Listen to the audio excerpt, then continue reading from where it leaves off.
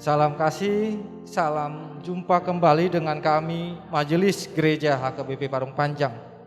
Saudara yang terkasih dalam Yesus Kristus, ada 3 hal yang akan dihadapi oleh seseorang dalam hidupnya.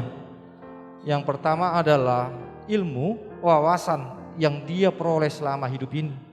Yang kedua adalah yang namanya iman, mempercayai akan segala sesuatu berdasar keyakinannya dengan Tuhan.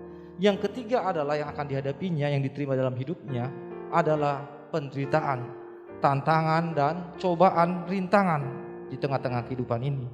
Yang menjadi persoalan adalah ketika penderitaan datang, apa yang dipakai oleh seseorang untuk menghadapinya. Karena jika dipakai ilmu, banyak orang-orang pintar yang tidak bisa menghadapi persoalan hidupnya menjadi putus asa dan bahkan bunuh diri. Oleh sebab itu, kita pasti semua menerima yang namanya ilmu, kepintaran.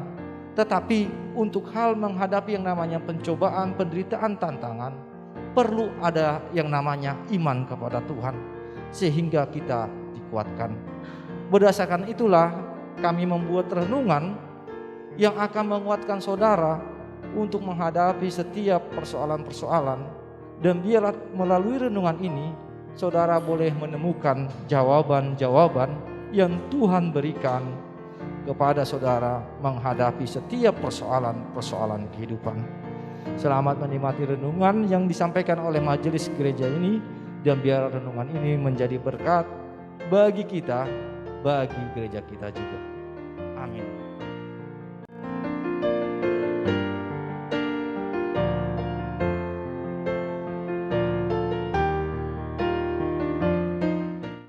Selamat pagi, salam kasih dan salam jumpa kembali dengan kami. Biarlah firman Tuhan yang mengawali kita untuk beraktivitas pada pagi hari ini. Sebelumnya marilah kita berdoa.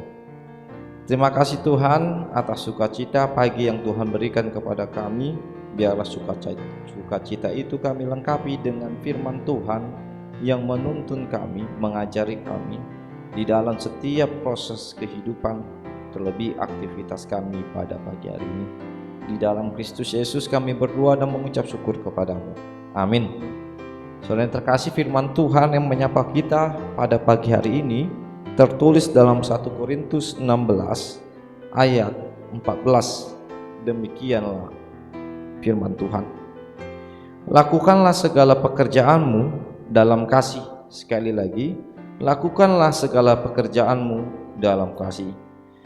Saudara yang terkasih, firman Tuhan yang menyapa kita begitu luar biasa, di mana kita diingatkan bahwa di setiap proses yang kita lakukan, terlebih dalam pekerjaan yang kita hadapi, harus didasari dengan yang namanya kasih. Mengapa harus didasari dengan kasih? Yang pertama, kita mengetahui bahwa Allah itu adalah kasih, di mana setiap proses Allah melakukan segala sesuatunya diawali dengan yang namanya kasih, sehingga kasihlah yang menjadi dasar. Jika kita lihat dalam Alkitab, Yohanes 3:16, karena begitu besar kasih Allah akan dunia ini, maka mengenalkan anaknya yang tunggal. Kasihlah yang mengawali Allah mengirimkan Yesus Kristus di tengah-tengah kehidupan orang percaya. Dan dalam masa pelayanan Yesus Kristus 33 tahun di dunia ini, tidak lepas dari dasar yang namanya kasih itu sendiri, sehingga kasih itu berdampak pada segi-segi kehidupan orang percaya, baik yang disembuhkan, baik yang dikuatkan, bahkan mengenai hal-hal yang menyakitkan sekalipun, bahkan musuh sekalipun, Tuhan selalu mengedepankan yang namanya kasih. Sehingga saudara yang terkasih, firman Tuhan inilah yang mengingatkan kita untuk mengawali pekerjaan kita dengan kasih.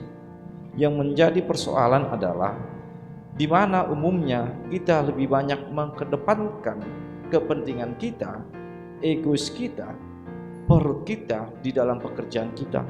Sehingga apa yang terjadi? Arah orientasi manusia cenderung kepada dirinya sendiri di setiap pekerjaan yang dilakukan. Akhirnya terjadilah yang namanya tikam menikam, terjadilah yang namanya musuh memusuhi, bahkan rela menghancurkan orang lain demi meraih yang namanya keinginan dirinya sendiri atau perutnya sendiri, sehingga sering dikatakan yaitu homo homini lupus yang dikeluarkan oleh Karl Marx di tengah-tengah kehidupan orang percaya. Tetapi yang menarik rupanya banyak juga orang-orang yang masih digerakkan oleh kasih di tengah-tengah pekerjaannya, sehingga dia menjadi manusia bagi sesamanya. Hal inilah yang diungkapkan oleh Max Weber yang mengingatkan kita, ternyata masih banyak orang-orang yang bekerja dengan kasih, sehingga dia lebih mementingkan kepentingan bersama, kepentingan orang lain dibandingkan dengan kepentingan diri dia sendiri. Hal inilah yang hendak dikatakan oleh firman Tuhan kepada kita. Marilah kita melakukan pekerjaan kita dengan kasih, dengan tulus, sehingga setiap yang kita kerjakan menjadi sukacita bagi kita dan bukan beban di tengah-tengah pekerjaan kita. Jalinlah kehidupan kita, pekerjaan kita dengan kasih yang dari Tuhan, dan saya yakin bahwa ketika kita menyadarinya, pekerjaan yang kita lakukan menjadi sukacita di tengah-tengah kehidupan kita. Selamat beraktivitas, dan biarlah kasih itulah yang terdepan yang kita lakukan di dalam setiap pekerjaan-pekerjaan kita. Amin. Kita berdoa. Terima kasih Tuhan atas firman Tuhan yang boleh menyapa kami, yang mengingatkan kami di setiap proses, bahkan di setiap pekerjaan-pekerjaan yang kami lakukan. Biarlah kami mengedepankan kasih yang Tuhan berikan di tengah-tengah kehidupan kami, sehingga melalui kasih yang dari Tuhan, kami boleh mengutamakan kepentingan bersama di atas kepentingan kami pribadi. Biarlah kami boleh memberikan kasih yang tulus di setiap proses pekerjaan-pekerjaan yang kami lakukan, sehingga kami boleh bersukacita dan bukan menjadi beban di tengah-tengah kehidupan kami. Terima kasih atas firman Tuhan, dan biar firman ini boleh menetap dan hadir di tengah-tengah kehidupan kami. Dalam Kristus Yesus kami berdoa mengucap syukur kepadamu. Amin.